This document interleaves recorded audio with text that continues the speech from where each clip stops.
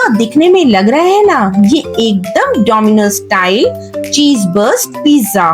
तो आपको यकीन नहीं होगा, बस 10 मिनट में तैयार इतना स्वादिष्ट पिज्जा मैंने आज घर पर बनाया है, और वो भी बहुत ही इजी और सिंपल तरीके से, जिसे आप भी बहुत ही इजी तरीके से इसे घर पर बना सकते हो।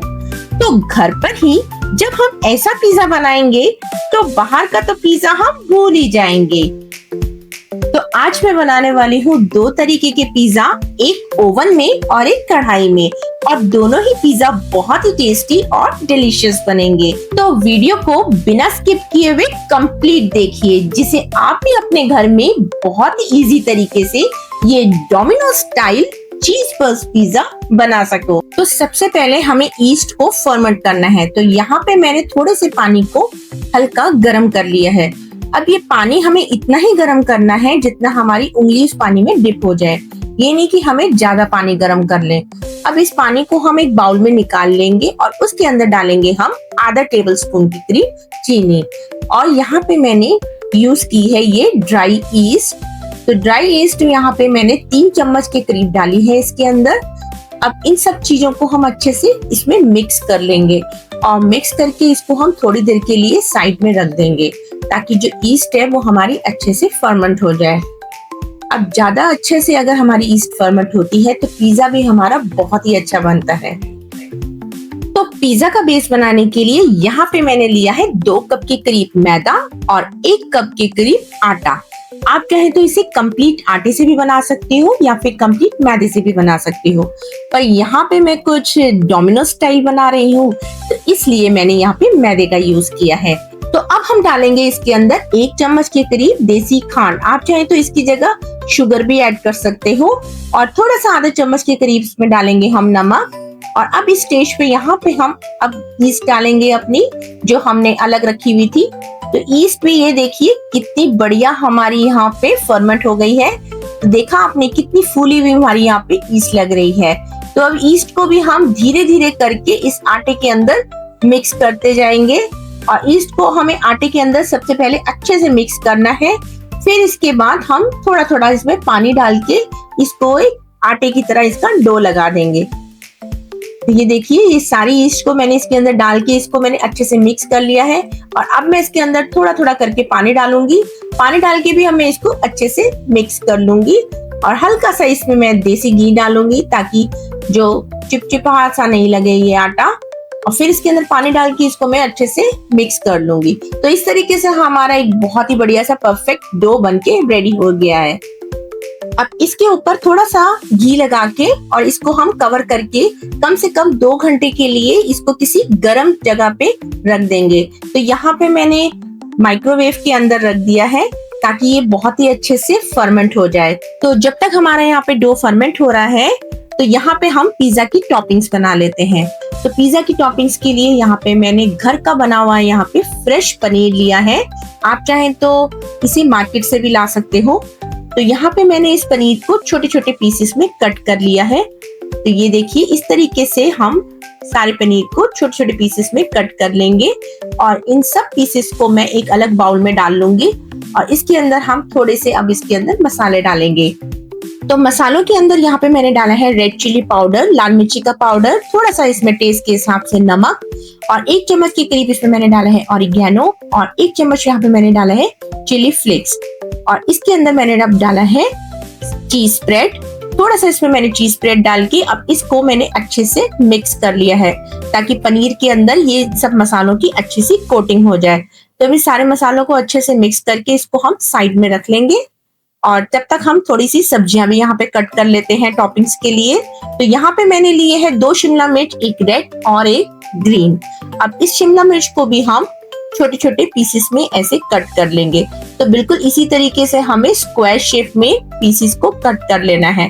तो ये देखिए, इस तरीके से पहले हम लंबा काटेंगे और फिर इसको छोटे छोटे पीसेस में इस तरीके से कट करते जाएंगे। तो इस तरीके से यहाँ पे हमारी रेड शिमला मिर्च भी बिल्कुल कट के रेडी है, और इसी तरीके से हमें ग्रीन शिमला मिर्च भी कट कर लेनी है। तो ऐसे ही छोटे छोटे पीसेस में हमने ग्रीन शिमला मिर्च भी कट कर ली है। और अब यहाँ पे हमने लिया है एक ओनियन। तो ओनियन को भी हम इसी तरीके से छोटे छोटे पीसेस में कट कर लेंगे। तो इस तरीके से यहाँ पे हमारी सारी सब्जियां अच्छे से कट हो गई हैं। तो यहाँ पे हमारी पिज्जा की टॉपिंग्स बनाने के लिए हमारी सब्जियां रेडी हैं। तो यहाँ पे हमारे डो को भी रखे हुए अब 2 घंटे हो गए हैं। तो चलिए फिर फटाफट से अपने डो को भी देख लेते हैं अच्छे से। तो ये देखिए कितना बढ़िया हमारा यहाँ पे डो फर्मेंट हुआ है। तो इस तरीके से कितना बढ़िया हमारा डो अच्छे से फूल गया है। तो इस तरीके से हम एक पंच मारेंगे डो के अंदर, जिससे हमारा जो डो है वो अच्छे से नीचे बैठ जाए। और एक बार फिर थोड़ा सा घी लगा के इसको हम अच्छे से गूंद लेंगे, ताकि हमारा जो डो है वो अच्छे से स्मूथ हो जाए। और इस तरीके से डो को अच्छे से स्मूथ करने के बाद इसको डो को निकाल के किसी भी फ्लैट सरफेस पे या फिर स्लैब पे ही आप अच्छे से साफ करके इस डो को रख के इस तरीके से स्ट्रेच करते हुए गूंदते जाएंगे। तो ये देखिए इस तरीके से हम एक हाथ से इसको ऐसे स्ट्रेच करते जाएंगे और इसको ऐसे अच्छे से गूंदते जाएंगे।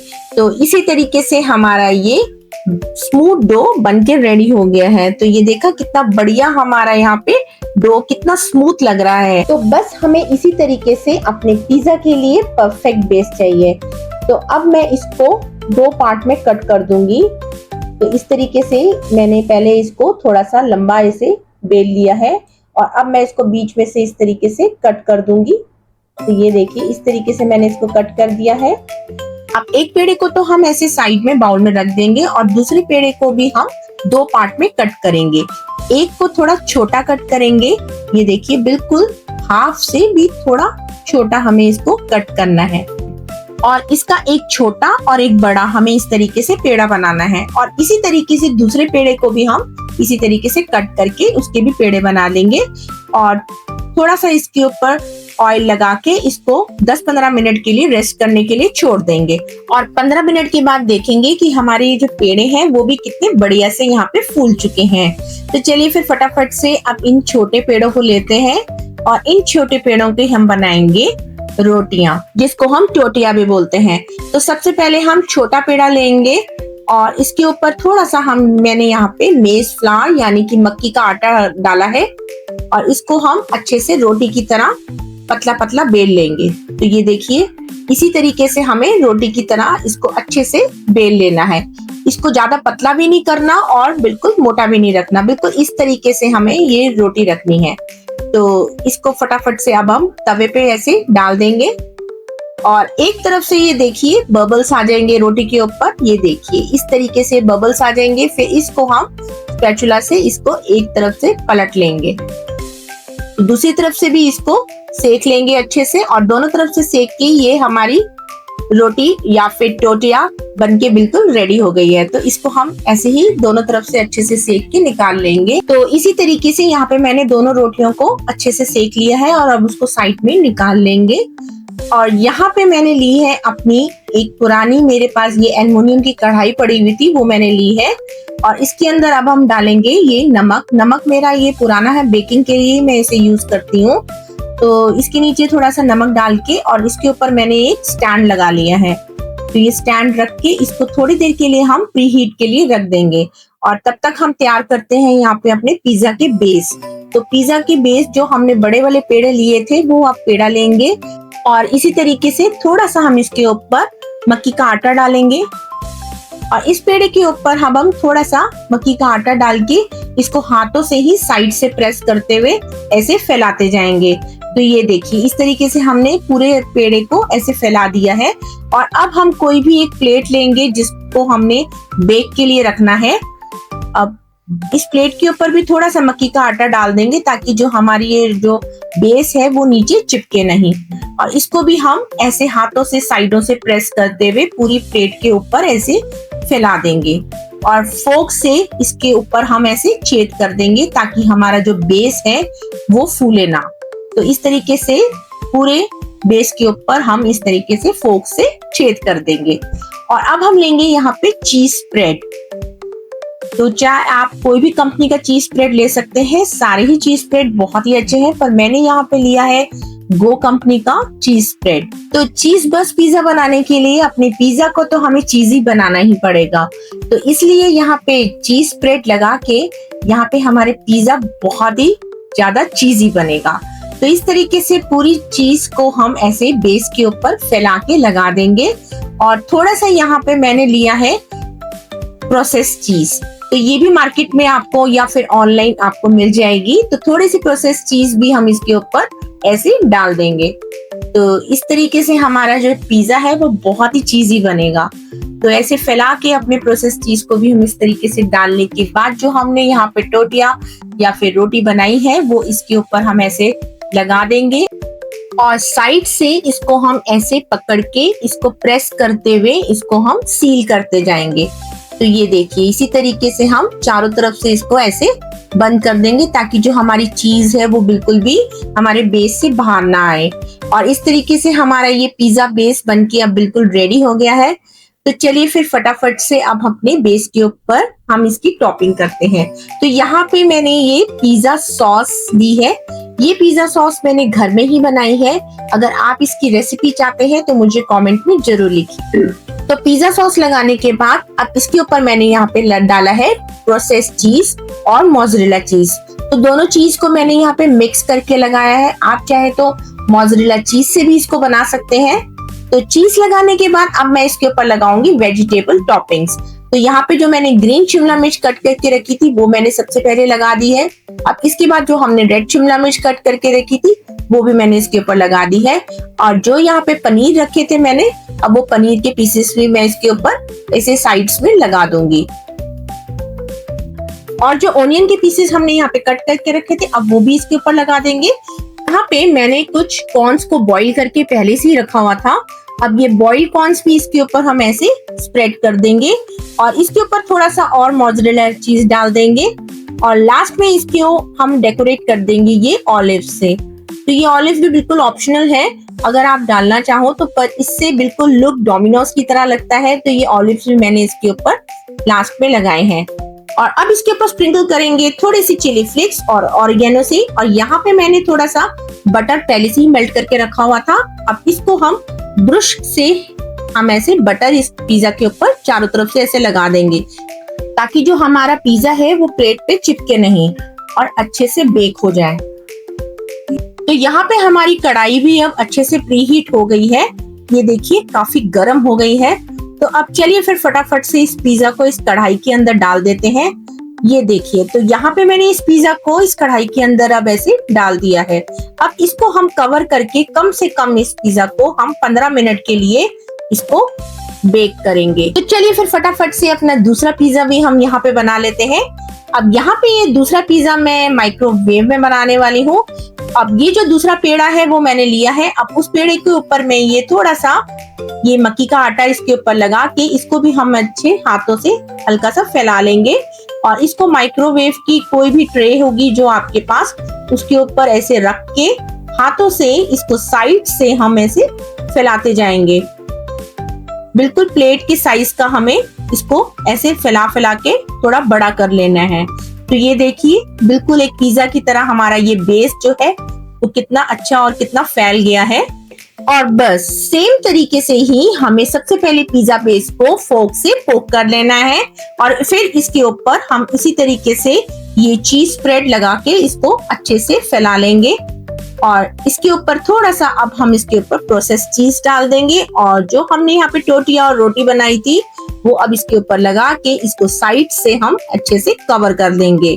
और सेम तरीके से जैसे हमने पहले पिज्जा सॉस लगाई थी उसी तरीके से अब इसके ऊपर भी हम ऐसे पिज्जा सॉस लगा के इसको अच्छे से स्प्रेड कर लेंगे। और फिर इसके ऊपर हम लगाएंगे अपनी मोज़रेला चीज और प्रोसेस चीज, दोनों को मिक्स करके हम इसके ऊपर लगाएंगे। और फिर अपनी लगाएंगे यहाँ पे टॉपिंग्स। तो बिल्कुल सेम तरीके से ही हमें यहाँ पे रेड शिमला मिर्च, ग्रीन शिमला मिर्च, थोड़े से इसके ऊपर हम लगाएंगे ओनियंस। और फिर यहाँ पे जो हमने पनीर के पीसेस कट करके रखे थे वो भी इसके ऊपर साइड में चारों तरफ फैला के अच्छे से लगा देंगे। और फिर इसके ऊपर स्प्रिंकल करेंगे थोड़ा सा मोज़रेला चीज और फिर यहाँ पे लगाएंगे हम अपने बॉइल्ड कॉर्न्स, थोड़े से चिली फ्लेक्स और ऑरिगेनो से इसको अच्छे से डेकोरेट करेंगे। और इसको और भी इंटरेस्टिंग और टेम्पटिंग बनाने के लिए यहाँ पे हम लगाएंगे ये ऑलिव्स। तो इस तरीके से हमारा जो ये पिज्जा है अब वो बेक होने के लिए बिल्कुल रेडी हो गया है।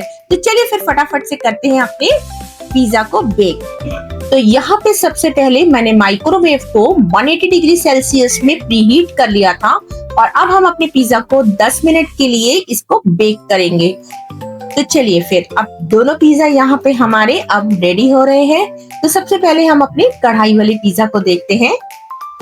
तो ये देखिए एकदम परफेक्ट यहाँ पे हमारा कढ़ाई वाला पिज्जा भी बिल्कुल रेडी हो गया है। तो थोड़ा सा इस पे बटर मैं ब्रश से ऐसे लगा दूंगी ताकि ये दिखने में एकदम शाइनिंग लगे। और यहाँ पे हमारा ये माइक्रोवेव का भी पिज्जा बिल्कुल रेडी हो गया है। तो इसको भी अब हम बाहर निकाल लेते हैं। तो ये देखिए कितना परफेक्ट और एकदम डोमिनोज स्टाइल ये हमारा पिज्जा लग रहा है। तो इसके ऊपर भी ये ब्रश से हल्का सा इसके चारों तरफ बटर लगा देंगे ताकि दिखने में ये भी एकदम शाइनिंग लगे। और यहाँ पे हमारा ये अब दोनों पिज्जा बिल्कुल रेडी है। तो ये देखिए कितने बढ़िया और कितने टेम्पटिंग हमारे यहाँ पे पिज्जा लग रहे हैं। तो दिखने में ये जितने अच्छे लग रहे हैं ना, खाने में भी ये उतने ही अच्छे हैं, बिल्कुल एकदम डोमिनोज स्टाइल। तो चलिए इसको फटाफट से अब हम कट कर लेते हैं। तो इस तरीके से इसको चारों तरफ से हम ऐसे कट कर लेंगे। और ये देखिए कितने चीजी हमारे यहाँ पे ये चीज बर्स्ट पिज्जा बनके बिल्कुल रेडी है। तो देखा आपने कितना आसान है घर पर ये बहुत ही आसान तरीके से पिज्जा बनाना, चाहे कढ़ाई हो या फिर माइक्रोवेव। अब बारी आपकी। तो कमेंट करके मुझे जरूर बताइए कि आपने कौन से तरीके से ये चीज बर्स्ट पिज्जा बनाया है।